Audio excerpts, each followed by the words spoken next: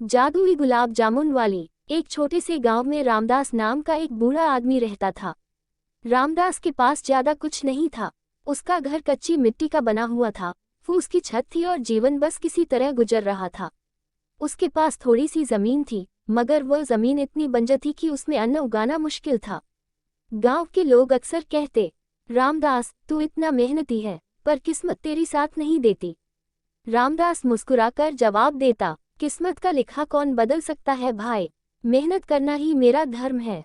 लेकिन गरीबी के कारण उसका मन अक्सर उदास हो जाता। उसका एक सपना था कि वह मिठाई की दुकान खोले। उसे गुलाब जामुन बनाने का बहुत शौक था। जब भी गांव में कोई शादी या त्योहार होता, लोग उसे बुलाकर गुलाब जामुन बनवाते।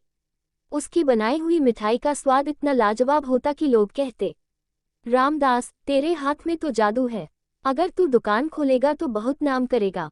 रहस्यमयी मुलाकात। एक दिन रामदास जंगल में लकड़ी काटने गया। वह थककर एक पेड़ के नीचे बैठा और आंखें बंद करके भगवान से प्रार्थना करने लगा, हे प्रभु, मुझे भी जीवन में कुछ सुख दे दीजिए। मैं गरीब हूँ, लेकिन मेहनत करने से पीछे नहीं हटूंगा। तभी अचानक उसके सामने एक वृद्ध साधु प्रकट हुए। उनका चेहरा तेज से चमक रहा था। साधु ने कहा, रामदास तेरी प्रार्थना सुन ली गई है। तुझे मीठे का शौक है, तो ले ये एक जादुई कड़ाही। रामदास ने आश्चर्य से देखा, जादुई कड़ाही? साधु बोले, हाँ, इस कड़ाही में जब तू दूध, चीनी और थोड़ा सा आटा डालेगा तो ये खुद ब खुद गुलाब जामुन बना देगी।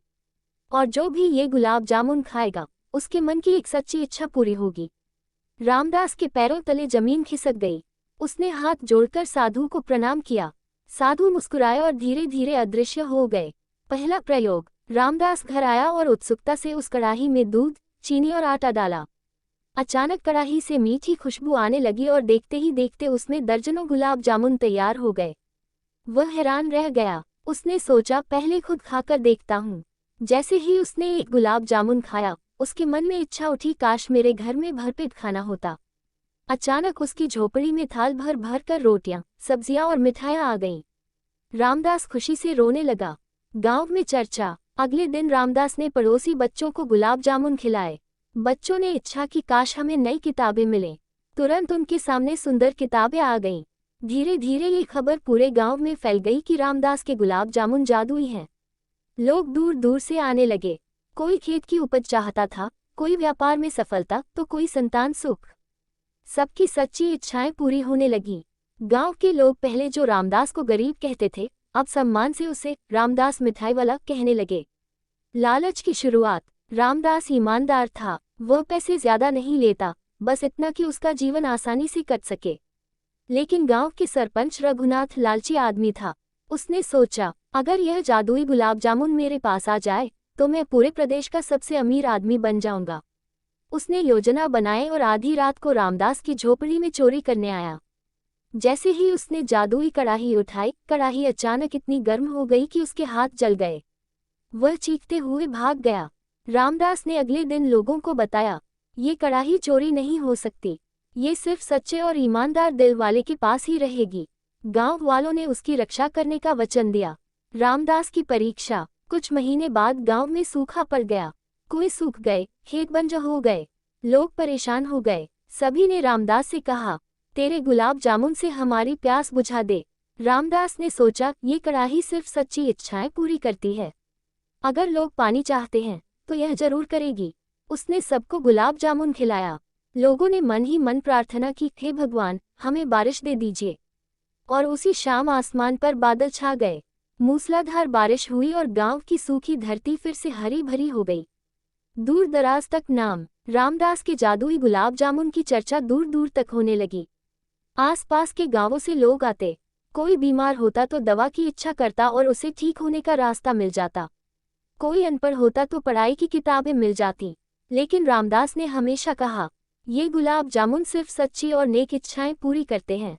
अगर कोई लालच करेगा तो उसे कुछ नहीं मिलेगा। राजा का लालच। एक दिन नजदीकी राज्य का राजा भी इस बात से अवगत हुआ। उसने सैनिकों को भेजकर रामदास को बुलवाया। राजा बोला, रामदास, मुझे भी तेरे जादुई गुलाब जामुन चाहिए। मैं चाहता हूँ कि मेरे खजाने में सोना चांदी भर जाए। रामदास ने हाथ जोड़कर कहा, महाराज, ये कड़ाही लालच पूरी नहीं करती, ये सिर्फ नेक इच्छाओं के लिए है। राजा क्रोधित हो गया और बोला, अगर तूने मेरी बात नहीं मानी तो मैं तुझे कैद कर लूंगा। रामदास शांत स्वर में बोला, आप चाहे मुझे कैद कर लें, लेकिन इस कड़ाही का जादू केवल सच्चाई और भलाई पर चलता है। राजा ने गुस्से में खुद गुलाब जामुन खाया और सोचा, काश मेरे पास अपार धन आ जाए। लेकिन हुआ इसके उलट, उसके खजाने से सोना चांदी गायब होने लगा और राज्य में अकाल का खतरा मंडराने लगा। राजा घबरा गया। उसने तुरंत रामदास को बुलाया और माफी मांगी। रामदास ने उसे समझाया, महाराज, ये जादू भगवान का वरदान है। इसे नेक कामों में लगाए, तभी फल मिलेगा। गांव का परिवर्तन। रामदास ने तय किया कि वो गुलाब जामुन से लोगों की भलाई करेगा। उसने बच्चों की पढ़ाई के लिए स्कूल बनवाया, बीमारों के इलाज के लिए दवाइयाँ दिलवाईं, गांव में तालाब खुदवाया ताकि कभी पानी की कमी न हो। धीरे धीरे वह गांव समृद्ध हो गया।